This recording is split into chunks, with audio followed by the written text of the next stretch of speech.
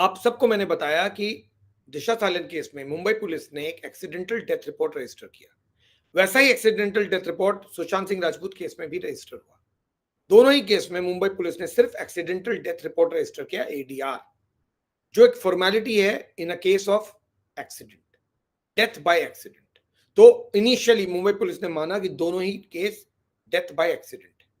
उसके बाद सुसाइड वाला थियरी आया, सुसाइड आया, लेकिन एडीआर मुंबई पुलिस ने बदला नहीं, दोनों में से किसी में भी नहीं।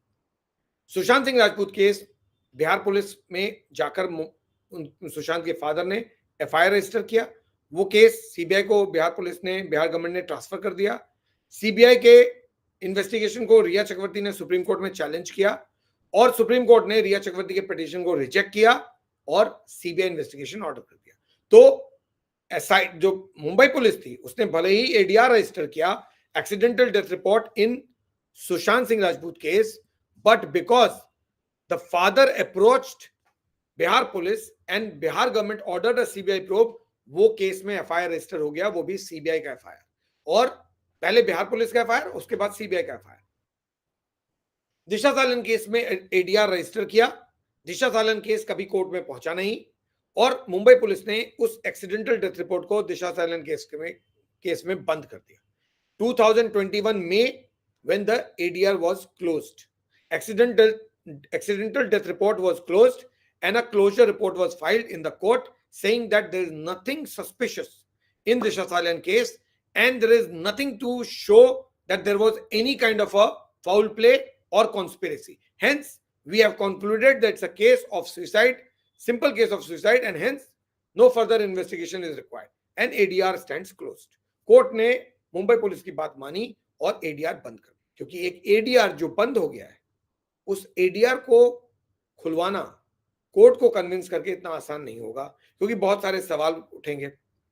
SIT you can form, but a closure report court has to be convinced. Government also knows that you will have to go to court, get a investigation order done, and then further investigate the Disha Salan case.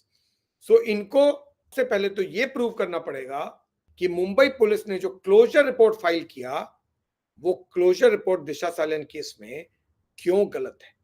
सबसे पहले तो यही prove करना पड़ेगा कि आखिर आपने क्यों क्लोजर रिपोर्ट फाइल किया मई 2021 में, on what ground, and how did you conclude that there was no suspicion behind her death and that she committed suicide while staying with her fiancé in Malad on the night of June 8, 2020. तो ये सबसे पहले prove करना पड़ेगा court में कि आखिर आपने ऐसा कैसे कंक्लूड किया था। आज आप कह रहे हैं हम दोबारा इस केस को इन्वेस्टिगेट कर रहे हैं, उस एडीआर को आप इंपॉर्टेंस मत दो, तो फिर कोर्ट पूछेगा उस कंक्लूजन का क्या जो कंक्लूजन आपने पहले दिया था। तो बहुत सारे सवाल ऐसे हैं जो इस एसआईटी को कोर्ट में जिसके जवाब देने पड़ेंगे इस केस को दोबारा इन्वेस्टिगेशन करने के लिए और एडीआर को डिसमिस कराकर एक फ्रेश स्टैंड लेने के लिए। Now you all know that Disha was the manager of Sushant Singh Rajput for a short span of time. ये ऐसा क्लेम है in 2020, and her death was just a week before Sushant's death, and that's why there are a lot of doubts.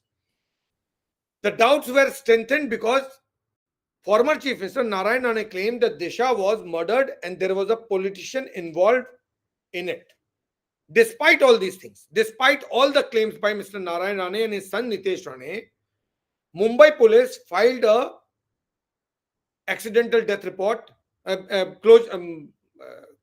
closure report in the court in May 2021 on the FIR, on the ADR that was registered in Mumbai police station, Malwani police station on the 9th of June 2020. So ADR 9th June 2020 को register हुआ और closure report May 21 में Mumbai police ने file कर दिया.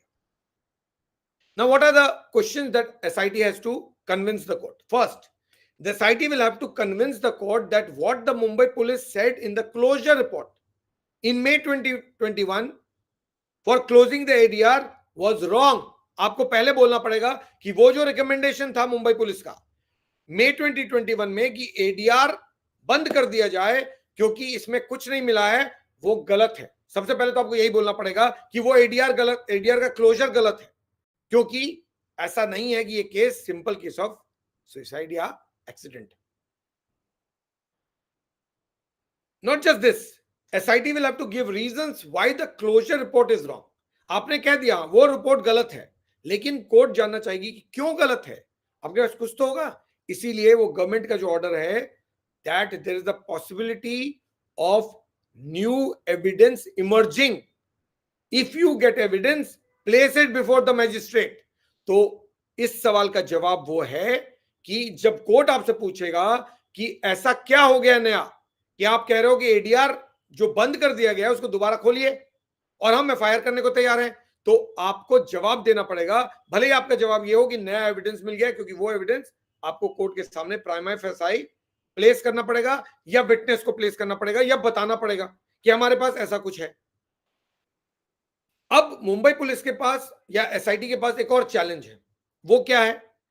जो previous investigating officer था, previous investigating team थी, उसने एक सीक्वेंस ऑफ इवेंट्स बताया है कि कैसे कैसे क्या क्या हुआ। 8th को कितने बजे पार्टी शुरू हुई, कब कौन आया, उसके 4 दिन पहले क्या हुआ, कब वो रूम में गई, कब वो वहां से गिरी, किसने देखा, कहां देखा। ये पूरा सीक्वेंस ऑफ इवेंट्स है, chronology of events, recreation of crime scene, आखिर कैसे कैसे क्या हुआ। और ये एसआईटी को वो सीक्वेंस ऑफ इवेंट्स को बदलना पड़ेगा और बताना पड़ेगा, नहीं ऐसे नहीं हुआ, ऐसे हुआ। ये तभी होगा जब एसआईटी को पूरी तरह से खुद को कन्विंस कर ले वो कि yes, it did not happen like this, it happened like this and that's why it's a foul play. Most critical जिस बात का जिक्र मैं पहले भी कह रहा था, और उस बात का जिक्र वो एडमिनिस्ट्रेटिव ऑर्डर में भी है जो देवेंद्र फडणवीस ने इशू किया है। SIT will have to prove with evidence that it is a murder and not a suicide. अगर SIT ये कंक्लूड करती है कि ये फाउल प्ले है, तो उनको एविडेंस के साथ बोलना पड़ेगा कि ये फाउल प्ले है। कोर्ट में हवाई ज्ञान से, जुबानी ज्ञान से काम नहीं चलेगा, जुबानी स्टेटमेंट का काम नहीं चलेगा। आपको बताना पड़ेगा कि वो मटेरियल ऑन रिकॉर्ड क्या है, वो मटेरियल एविडेंस क्या है। इसीलिए देवेंद्र फडणवीस का ऑर्डर स्पेसिफिकली कहता है there is a possibility of material evidence emerging, new material evidence emerging. So if you collect the evidence, go to the court, and that's why that evidence is required. अब again, बगैर knowledge के, बगैर इस assessment के कि इसमें evidence मिलेगा कि नहीं मिलेगा, कोई गवर्नमेंट एसआईटी फॉर्म नहीं करती है। बहुत क्लियर है। अगर गवर्नमेंट एसआईटी फॉर्म कर रही है तो गवर्नमेंट ने होमवर्क कर लिया होगा, उनको पता होगा कि इसमें एविडेंस है, इसमें इस रीजन से ये फाउल प्ले है, इस रीजन से ये मर्डर है, और इसीलिए उन्होंने एसआईटी ऑर्डर किया है। अपनी फजीहत कराने के लिए गवर्नमेंट नहीं कराएगी। Government will not like to embarrass itself by saying that we are ordering an SIT, and SIT will again conclude that there is nothing. So you project yourself in a bad light. That will be extremely embarrassing for BJP government. अगर उन्होंने अभी भी साबित नहीं किया कि दिशा सालन case में कुछ फाउल प्ले है, ये तभी होगा जब एसआईटी एविडेंस लाएगी। और जाहिर है, जितनी मेरी reading as a journalist, I am 100% sure that BJP government, Shiv Sena government के पास कुछ ना कुछ ऑन रिकॉर्ड जरूर है, जिससे वो प्राइमरीली कन्विंस्ड हैं कि हाँ, ये मटेरियल काफी है इस केस को रीइन्वेस्टिगेट कराने के लिए, कोर्ट में प्रूव करने के लिए कि ये फाउल प्ले है और इसमें XYZ पर्सन इन्वॉल्व है। और तभी मिस्टर देवेंद्र फडणवीस ने वो ऑर्डर दिया होगा जो उन्होंने मुंबई पुलिस कमिश्नर को भेजा है, वरना इस तरह का ऑर्डर डिटेल जाना पॉसिबल नहीं था। ये सब करने के बाद भी कोर्ट ये पूछेगा कि ये गारंटी क्या। कल एक टीम थी, इन्वेस्टिगेट कर रही थी, उसने एक चीज कंक्लूड किया, आपने बोला केस में कुछ नहीं है, आप बंद कर दीजिए।